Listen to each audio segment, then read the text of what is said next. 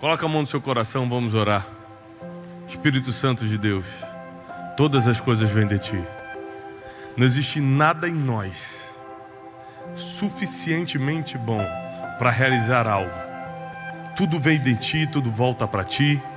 Nos rendemos a Ti nesta tarde, como já estamos rendidos aqui durante todo esse dia de conferência. Mas pedimos agora que o Espírito Santo nos revele as coisas que estão faltando fazermos para virar uma chave para o próximo nível da nossa vida. O próximo ano está vindo e não queremos continuar do mesmo jeito que estamos. Sabemos que algo divino está a caminho e queremos estar preparados. Abrimos agora nossa mente e coração como solo fértil para receber a palavra de Deus. Em nome de Jesus. Amém. Abre sua Bíblia no livro de Ageu. Ageu é considerado na teologia um profeta menor. Ele provavelmente escreveu este livro na época do exílio babilônico, os 70 anos que Israel ficou no exílio babilônico. E por serem apenas 2 capítulos do livro de Ageu, às vezes a gente não lê. Mas tem muitas informações importantes no livro de Ageu, e hoje eu quero, se você me permitir, em cima do livro de Ageu, contar um pouquinho da minha infância e da minha adolescência que tem a ver com o que nós vamos ler. Porque esses dias eu estava me questionando. Existem muitas pessoas que trabalham muito e não vencem na vida. Você conhece alguém que é trabalhador, mas até hoje só está trabalhando? Só está suando? Você conhece alguém que é trabalhador, mas só sua? Conhece? O teu caso? Meu Deus. Olha o dia da libertação chegando aí, ó. Você conhece alguém que tem tudo para dar certo, mas nunca dá? Conhece alguém assim? Poxa, porque tem gente que não está dando certo, você sabe, pô, mas é claro que não vai dar certo do jeito que ele é, né? Esse comportamento maluco aí. Tem gente que você olha e sabe por que não dá certo.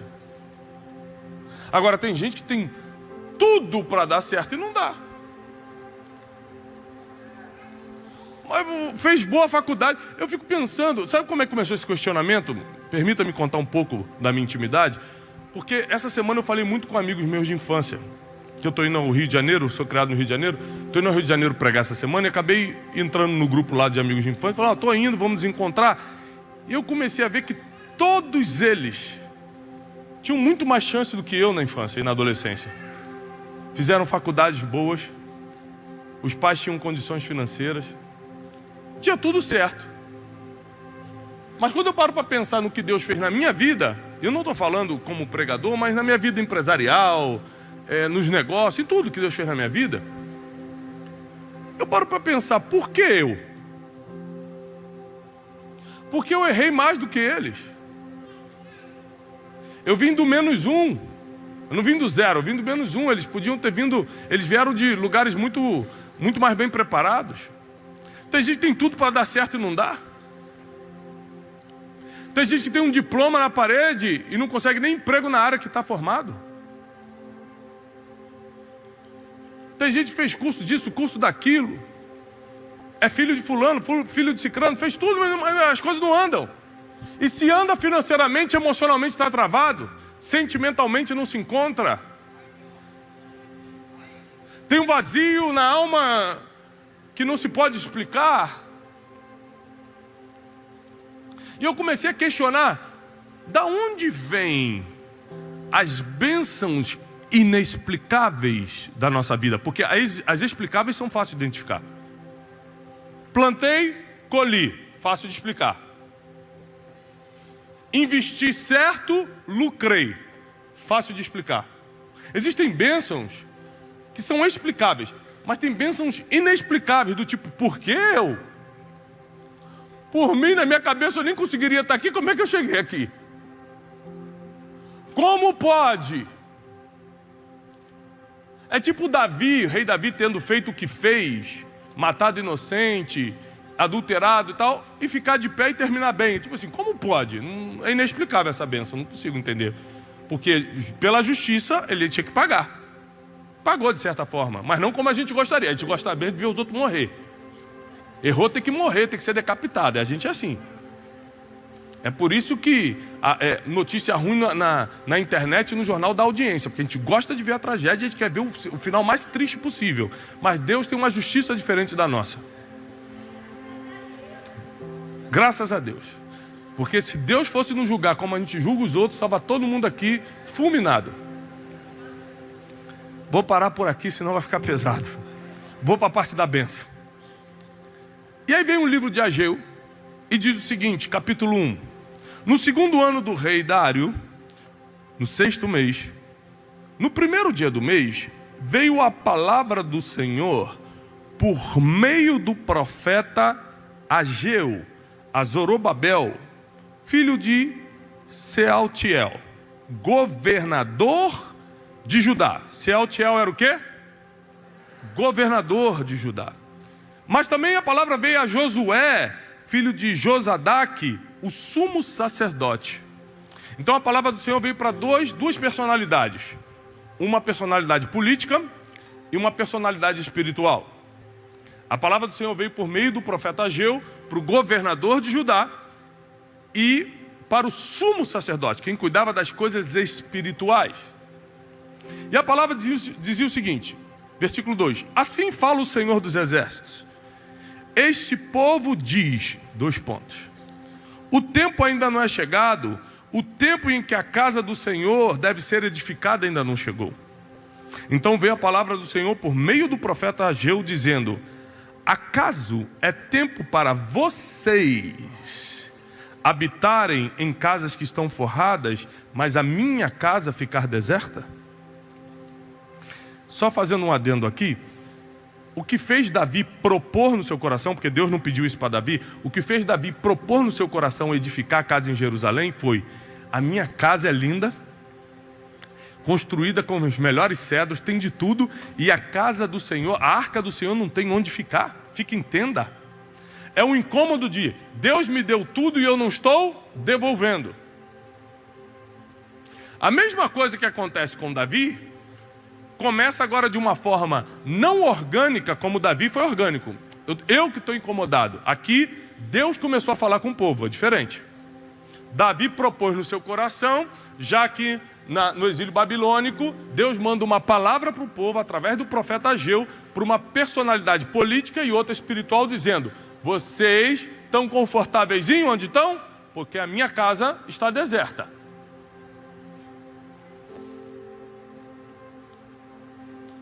Versículo 5: agora, pois, diz o Senhor dos Exércitos, considerai os vossos caminhos. Sabe o que é considerar os vossos caminhos? É pensar em como você chegou até aqui. Considera tudo que você está fazendo.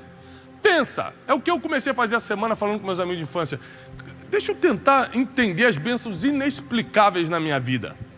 As explicáveis, o que eu trabalhei e consegui, eu sei, eu tenho ideia. As noites mal dormidas para alcançar certos objetivos, certas metas, eu consigo entender. Mas tem as inexplicáveis. Tem aquela que eu não consigo, eu não trabalhei para isso, eu nem plantei para isso, e ainda assim, Deus, com a sua infinita misericórdia, me faz isso comigo. As bênçãos inexplicáveis de Deus. Então a Bíblia diz assim: considerai o vosso caminho. Pensa no toda a tua trajetória, todo o teu caminho até aqui. Você vai descobrir várias coisas que não tem como explicar. Muita coisa você vai conseguir entender. Foi porque eu fiz isso, foi porque eu fiz aquilo, eu plantei isso, colhi aquilo, mas muita coisa não tem explicação. Como é que você não morreu daquela vez?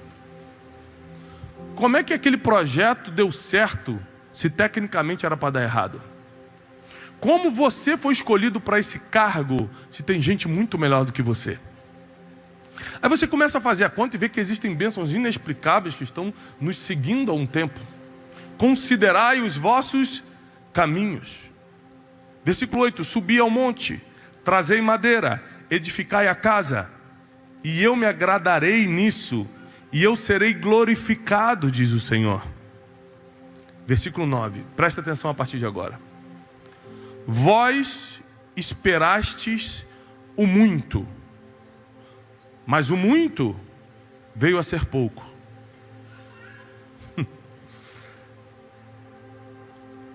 E quando o trouxeste para casa, o pouco que tinha eu dissipei num sopro. Por quê? Disse o Senhor dos Exércitos: porque a minha casa continua deserta, e cada homem corre para a própria casa. Portanto, o céu que está sobre vocês, eu retenho o orvalho, e a terra que vocês pisam, eu seguro os frutos. E ainda mandarei vir uma seca sobre a terra e sobre os montes, sobre milho, sobre o vinho novo, sobre o azeite, sobre tudo que a terra produz, e sobre os homens, sobre o gado, e sobre todo o trabalho das mãos. Então Zorobabel, filho de Sealtiel, e Josué, filho de Josadaque, sumo sacerdote, e todo o restante do povo, obedeceram à voz do Senhor e às palavras do profeta Ageu, assim como o Senhor seu Deus o enviara, e o povo temeu diante de Deus. Então falou Ageu, o mensageiro do Senhor, a mensagem do Senhor ao povo, dizendo: eu estou com vocês, diz o Senhor. E o Senhor suscitou o espírito de Zorobabel, filho de Sealtiel, governador de Judá, e o espírito de Josué, filho de Josadaque, sumo sacerdote, e o espírito de todo o povo, e eles vieram e começaram a fazer a obra da casa de Deus. Porque eu li todo o capítulo 1 de Ageu para você? Porque grandes traumas na minha vida estão ligadas a isso aqui. Por isso que eu pedi permissão para contar um pouco da minha vida para vocês. Eu sou filho de pastor e militar. Então, para quem aqui é crente há muito tempo, sabe que ser crente há 30, 40 anos atrás, na minha época, a religiosidade era muito forte. Jogar bola era um problema, para você ter uma ideia. Mas eu tive um pai que conseguiu, apesar da época, distanciar muito o que era espiritualidade, o que era religiosidade, e foi um bom pai para a gente. Meu pai tinha um salário de marinha, de militar, e com esse salário, tecnicamente, eu faço as contas hoje, daria para a gente viver em classe média baixa. Ou seja, daria para a gente estudar e comer bem. Só que a minha vida toda, infância e adolescência, foi muito difícil, muito privada. E na época eu não sabia fazer essa conta. Então eu culpei algumas coisas. Porque eu cansei de ver meu pai dia 1º receber o salário dele. Meu pai era pastor de uma igreja de 30 pessoas, 40 pessoas, que nunca foi para frente. A igreja não existe mais. E qual era o meu trauma? O salário caía, ele comprava uma pizza para a gente, e dia 2 já não tinha mais dinheiro. Pagava as contas de casa, pagava as contas da igreja, construía, a gente fez uma obra para construir uma igreja, construía a igreja, e 28 dias de sofrimento, que não tinha dinheiro para nada. O pessoal ia de Nike para a escola, eu ia de quichute. O pessoal ia com um carro mais ou menos, a gente ia com um chevetinho vermelho, que era o que dava. E aí eu comecei a ficar com raiva da igreja. E eu fiz uma promessa para mim mesmo: eu nunca vou ser pastor. Porque meu modelo pastoral era: eu vou ter que trabalhar para ganhar dinheiro, para dar dinheiro para uma igreja que não dá certo. E quando a igreja fechou, eu já era jovem, eu fiquei mais revoltado ainda. Eu falei: que adiantou meu pai maltratar a gente tantos anos, negar tanta coisa que negou, não podia viajar, não podia comprar tênis, não podia não sei o quê, por causa de igreja, fechou a igreja. Foi um dos maiores traumas da minha vida. Foi difícil para mim.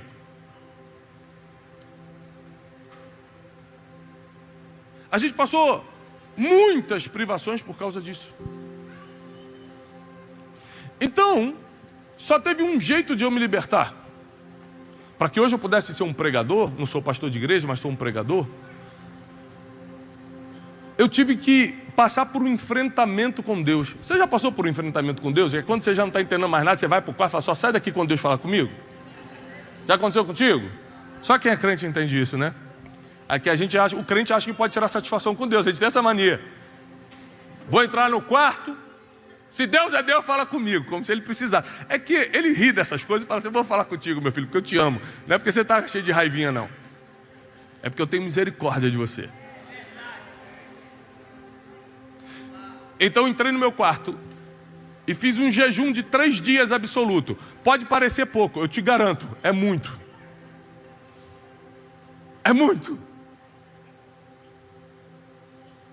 Hoje em dia tem gente que fala assim: eu fiz 152 dias de jejum, graças a Deus, estou renovado no Espírito Santo. Até nos profetas aí que está difícil, né? Eu fiz 3 só.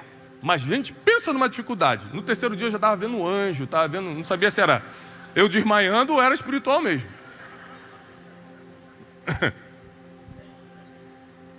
Entrei no meu quarto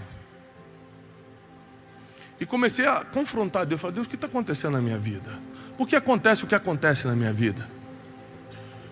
Porque a gente passou por tanta coisa. Meu pai podia ter... Eu estudei em colégio público, meu pai podia ter pago um bom colégio para mim. Eu queria me curar para não ter nada contra o meu pai. Eu queria me curar para não ter nada contra a igreja. Eu era temente a Deus mesmo com esses questionamentos. Então entrei para brigar com Deus no quarto. Falei: Deus só sai quando Deus falar comigo. E Deus começou a tratar comigo da seguinte forma: meu filho, antigamente a minha presença se manifestava onde estava a arca da aliança. Onde estava a arca, a minha presença se manifestava. Hoje, a minha presença está onde a palavra é pregada, porque Jesus é a palavra. Onde a palavra é pregada, minha presença está. Eu conduzi o coração do seu pai, não para formar um templo físico, mas para manter um lugar onde a palavra era pregada durante um tempo. E eu vou te dar os sinais disso essa semana. Naquela semana, na época era Facebook, começou a me escrever algumas pessoas. Eu estava começando a ter um pouco de seguidor na internet, um monte de gente começou a me seguir. E eu comecei a receber testemunhos de gente da época da igreja, falando: tudo bem, você lembra de mim, Tiago? Eu olhava a foto assim: caramba, lembro, a dona não sei o quê. Então, eu não tenho conseguido falar com seu pai. Naquela época eu estava com câncer, fui curada. Aí escreveu outro falando assim: você lembra de mim, Tiago? Lembro. Então, meu filho estava nas drogas, naquela época lá da igrejinha, chamava de igrejinha. Meu filho saiu das drogas, hoje ele é pastor. Fala para o teu pai que ele é pastor. E eu comecei a receber um testemunho atrás do outro. E aí a ficha foi caindo. Que quando Deus te dá um teto forrado, está escrito isso em Ageu, Ele começa a te incomodar para criar um lugar, para apoiar um lugar, para patrocinar um lugar onde a palavra é pregada. E mesmo que aquele lugar feche, porque é bem capaz desse lugar aqui fechar um dia, ou para ir para um lugar maior, ou por qualquer outro motivo, não é nas paredes que nós investimos, são nas vidas que foram transformadas enquanto a palavra saiu do altar. Porque a gente quando dá oferta e dá dízimo, fica tranquilo que eu não vou tirar a oferta não, que Deus me deu essa palavra hoje. Quando a gente dá oferta e dízimo, a gente pensa assim: será que o pastor vai investir bem? Será que ele realmente vai negociar para comprar uma luz boa, ou meu dinheiro vai ser usado de qualquer maneira? Como se isso se importasse para Deus. Deus só está preocupado se as portas estarão abertas para as pessoas continuarem sendo transformadas. A cor da luz já não importa, o tamanho do palco não importa, a marca do piano não importa. O que importa é se a palavra vai continuar sendo pregada. E onde tem investimento para a palavra continuar sendo pregada, bênçãos inexplicáveis começam a perseguir quem faz esse investimento. Aí o que Deus está falando através do profeta Ageu? Vocês estão em casas forradas. O que isso quer dizer? Que Deus não vai pedir nada para quem está precisando. Eu estou numa profunda... Já viu aqueles testemunhos? Gente, eu não tinha nada, estava numa necessidade profunda. Aí Deus mandou eu vender tudo. Vender tudo o quê? Você não tinha nada, você acabou de falar. O melhor de Deus, aprende isso para sempre. Ele só pede aquilo que Ele já te deu. Ele nunca vai pedir algo que é teu mesmo. Ele só pede algo que Ele já te deu. Ele te prosperou no teu negócio. Ele fez acontecer várias coisas, várias oportunidades. Aí você começa a viver um pouco melhor. Talvez você não reconheça que foi Deus que abriu aquela porta por ignorância ou por qualquer outro motivo, orgulho. Mas sempre é Deus, pelo menos te dando a saúde para fazer, a sabedoria para fazer. E chega uma hora que ele fala assim, você nunca vai investir para que outras pessoas vivam o que você está vivendo hoje? Quando essa ficha caiu para mim, eu entendi que boa parte do que eu tenho vivido não é pela minha capacidade, não é porque eu plantei para colher, não é porque eu sou bom, não é porque eu sou o escolhido, não é por causa disso ou aquilo, é porque o meu pai decidiu sacrificar algumas coisas naquela época para investir numa portinha, para que 30, 40 pessoas naquele subúrbio do Rio de Janeiro, em frente ao Morro do Juramento, escutassem a palavra e fossem transformados pela glória e pela presença de Deus. Essa bênção, a Bíblia diz, perseguirá você, teus filhos e os filhos dos teus filhos. Quando meu pai chega em casa hoje, meus filhos vão dar bênção para ele, vai dar bênção para o vô. Não é para a gente manter a tradição da bênção, não. É porque existe uma bênção naquele homem que preferiu tirar da casa, que já estava forrada. Porque sem teto nunca ficamos, sem comida nunca ficamos. Ficamos em aperto, mas nunca faltou o que realmente precisava. Para construir um lugar que não deu certo tecnicamente, ou seja, não cresceu, mas que transformou dezenas, centenas de vidas. E isso está refletindo nas gerações. Então quando eu falo, filho, filha, dá bênção para o vô, é para que meu pai fale para eles, Deus te há, para que a bênção que está nele, que caiu sobre a minha vida, caia sobre a vida dos meus filhos. Essa bênção só persegue quem prefere honrar a casa do Senhor. Quem entende que onde a palavra é pregada tem presença de Deus, tem transformação de vida. Aqui resolve-se problemas que o psiquiatra nunca vai resolver. Se você tem algum distúrbio psiquiátrico, vá no psiquiatra. Não estou falando que não tem que ir, não. Eu estou dizendo que aqui resolve problemas que lá não vai resolver. Aqui resolve problemas que gerente de banco nenhum resolve. Aliás, o gerente nem te atende quando você está em problema. Aqui resolve-se problemas que terapeuta de casal não tem a mínima ideia como fazer. Porque aqui é casa de milagres. Aqui é onde a manifestação do Espírito Santo acontece. Aqui é onde a palavra da verdade é pregada. Então a gente investe em tanta coisa que não tem sentido nenhum, que a gente nem lembra no que gastou, mas na casa onde a presença de Deus se manifesta, a gente não investe. Você não entra numa loja e fica questionando, por que esse casaco custa isso? Ainda mais se for de marca que você quer mostrar no Instagram que tem. Aí você compra mesmo. Na casa do Senhor você fica perguntando, por que eu vou dar essa oferta? Faz isso na loja. Faz isso quando você for ver suas próximas férias. Não faz isso na casa do Senhor, não. Porque na casa do Senhor não existe investimento perdido. Na casa do Senhor, cada moeda que cai aqui, cada dinheiro que cai aqui está transformando a vida de alguém. Ou você acha que não custou a gente ficar aqui o dia todo com luz de ar-condicionado aceso? Para que a presença de Deus se manifeste. Quando eu cheguei aqui, tinha um monte de criança deitada no altar. A primeira coisa que eu falei, por que eu não trouxe meus filhos? Eu pagaria qualquer coisa para meus filhos terem experiências diárias com o Senhor. Você está no lugar onde você não paga para entrar, mas teus filhos veem a glória de Deus. O tempo de questionamentos ignorantes e burros acabou na nossa vida. Acabou isso. Quem aqui já foi na balada? Quem era da balada antes de se converter? Meu Deus, todo mundo? Não tem que fazer uma boate gospel aqui então, não é possível. Todo mundo era na balada? Aí você está na balada e vai pedir uma garrafa de uísque. Aí você discutia com o garçom o preço da garrafa de uísque? Nada. Manda vir. Ainda mais você querer se aparecer para os outros. Na casa de Deus quer fazer conta.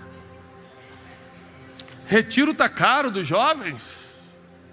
Está caro. Você sabe quantos jovens vão sair da pornografia nesse retiro? Você sabe quantos jovens vão ter encontro com o Espírito Santo e vão obedecer seus pais a partir de hoje nesse retiro? Você não tem ideia do que Deus faz em um lugar como esse.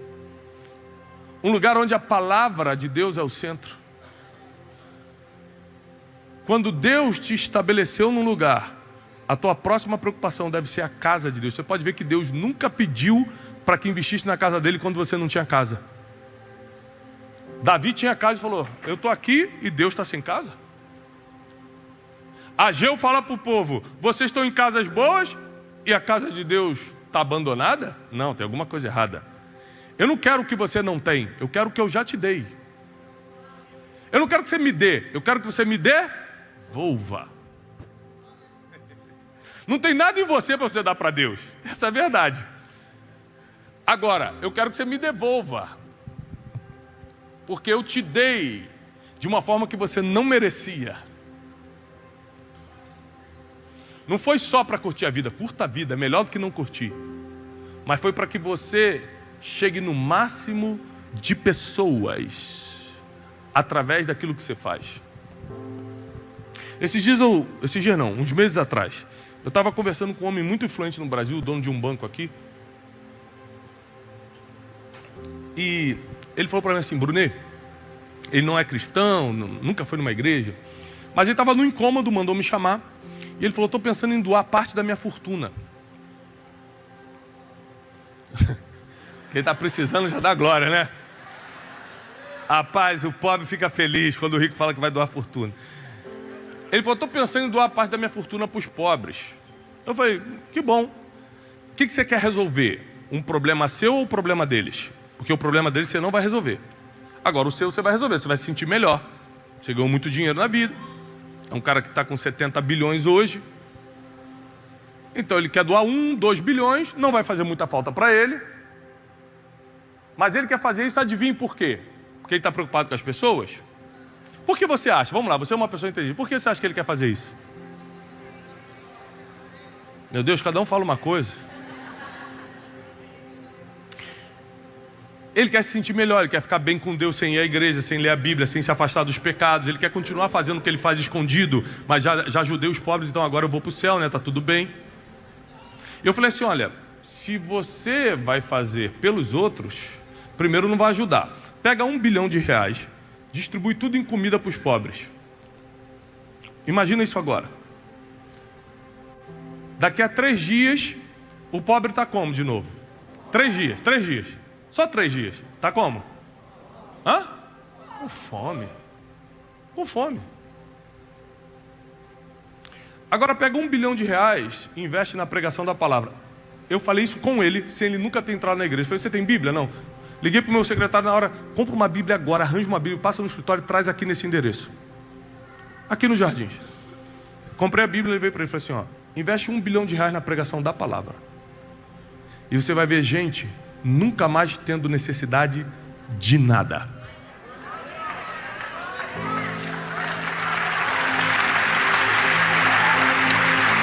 Tiago, quer dizer que a gente não tem que ajudar os pobres? Claro que tem, está na palavra. Mas não é isso que vai resolver o mundo, porque Jesus disse: os pobres sempre tereis convosco, ou seja, nunca vai acabar. Você pode doar toda a tua fortuna, que não vai resolver o problema. Está escrito, não sou eu que estou falando. Não é minha estatística, não. É a Bíblia. Mas a pregação da palavra tira a pessoa de qualquer situação. Depressão, tira. Casamento quebrado, tira. Situação financeira degradante, tira. Pecados acumulados, tira. Drogas, tira. Alcoolismo, tira. Então, a pergunta é inteligente aqui para você. Onde tem que ir o nosso investimento que sobra do que Deus já nos deu para sustentar? Deus não está falando: deixe de comer 3 meses, meu filho, e doa. Deus não está falando isso, não está escrito isso. Deus está falando: você já está forrado. Está escrito a palavra forrado. Eu fiquei assustado quando eu li. Você está comendo.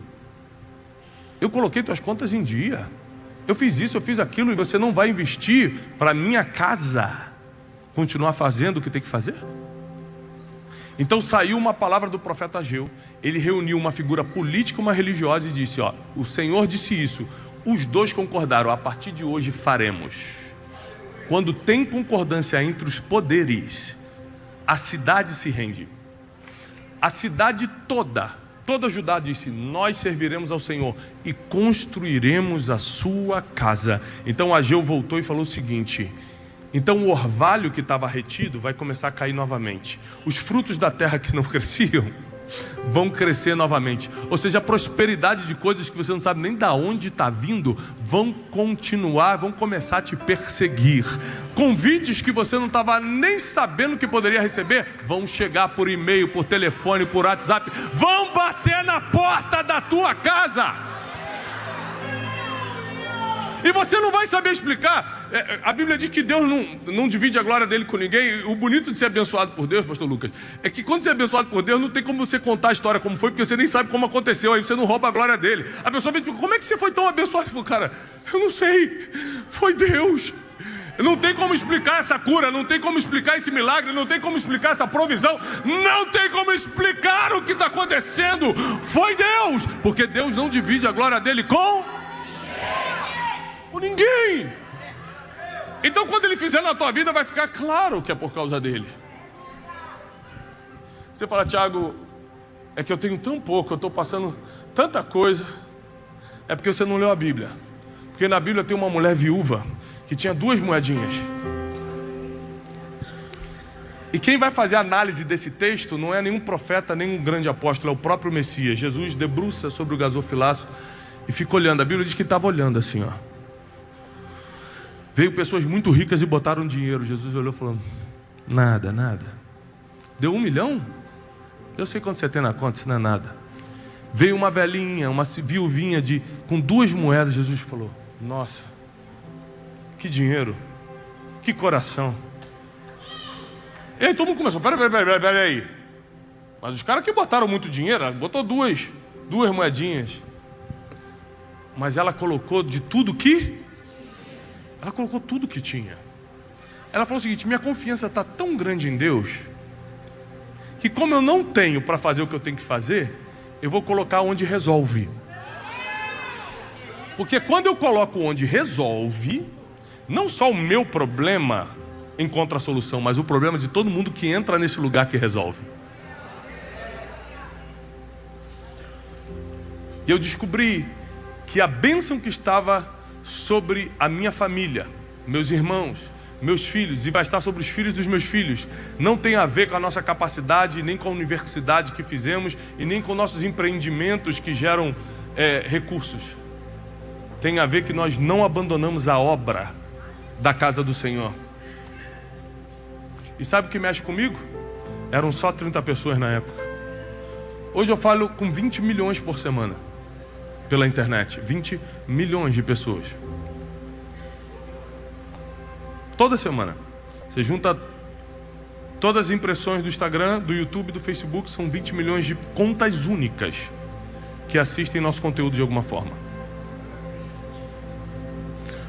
Mas quando nós tirávamos do nosso para ofertar na construção, na obra da igreja, éramos só 30 pessoas. Ou seja, você acha que não tem que fazer porque é pouco, e Deus já está te vendo no futuro com muito. Porque a própria palavra diz que aquele que não é fiel no pouco, não será sobre o muito. Mas quem for fiel no pouco que Deus colocar agora na tua mão, sobre o muito, Ele vai te colocar. Sobre o muito, Ele vai te colocar. Então posso dar um conselho? Trabalhe, ganhe dinheiro, muito melhor do que não ganhar. Gente, ser pobre é ruim, vou te falar, já fui. Não vale a pena, não tenta essa vida. Gente, é sofrido demais. Não faz isso não. É melhor ganhar dinheiro, mas só lembre-se do porquê você vai fazer isso. Mas só lembre-se que depois que você estiver forrado, Deus fica inquieto em ver pessoas morrendo na Cracolândia, no hospital do câncer, casamento se desfazendo. Não é nem por causa do casal não, é por causa dos filhos que vão sofrer absurdamente. Deus fica inquieto, podendo ter mais portas abertas, mais palavras sendo pregada. Então não se distraia com o que Ele tem te dado. Não se distraia com o que Ele tem te dado. Diversas vezes esse ano eu fui pregar em algum lugar, e Deus falou, deixa uma oferta aqui na igreja. Diversas vezes. E eu falava, pastor, qual é a necessidade da igreja? Ele falava, a gente tem que trocar tal coisa, tantos mil. Eu falei, eu vou ofertar isso. Não, você veio pregar aqui, eu que tenho que te dar uma oferta. Não, eu vou ofertar. Ele não entendia, porque Deus já estava me dizendo, há muitos anos atrás, já estava me mostrando que a bênção que eu colho hoje não é porque eu falo bem, porque tem gente que fala melhor do que eu. É porque nós sacrificamos parte da infância e da adolescência para construir para Deus. E Deus vai honrar isso até o final da minha vida e pelas minhas gerações. Só que eu preciso continuar fazendo. Porque toda colheita tem ciclo. E se não tiver plantio, você encerra o ciclo. O convite dessa noite, dessa tarde, é para que você, a partir de hoje, reveja seus caminhos, como diz o profeta Ageu. Para pensar onde você estava em 2019 e vê onde você está hoje. Vê o que Deus fez na sua vida só nos últimos 3, 4 anos. Vê se não chegou a hora de você começar a se preocupar mais com que a palavra dele seja espalhada do que com as suas próprias necessidades. Vê se não está na hora de você parar de fazer conta na casa de Deus e faz conta mais nas suas coisas. Das suas coisas você tem direito de fazer conta.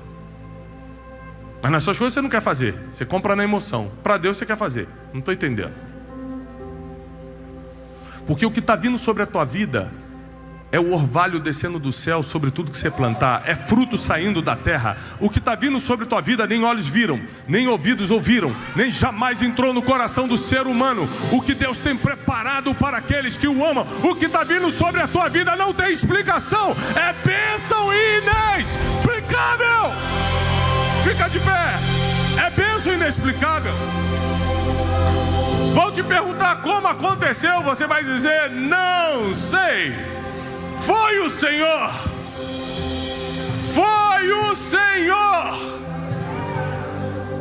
Como você saiu dessa doença, desse diagnóstico, não sei, foi o Senhor. Como você saiu dessa crise, não sei, foi o Senhor. Como teu marido parou de fazer o que fazia escondido, não sei, foi o Senhor. Como foi que o teu filho que estava rebelde se endireitou, não sei, foi o Senhor. Onde tem palavra tem conserto. Repete comigo, onde tem palavra tem conserto. Repete comigo, onde tem palavra tem milagre. Então você tem que investir onde tem palavra. Para de investir em que não dá retorno. Para de investir o que só retorna na terra. Investe o que retorna no céu também. Investe o que retorna na eternidade. Eu declaro a paz e a prosperidade do céu sobre a tua vida, em nome de Jesus Cristo. Aplaudam, Senhor. Olá, queridos. Como um mensageiro de boas notícias,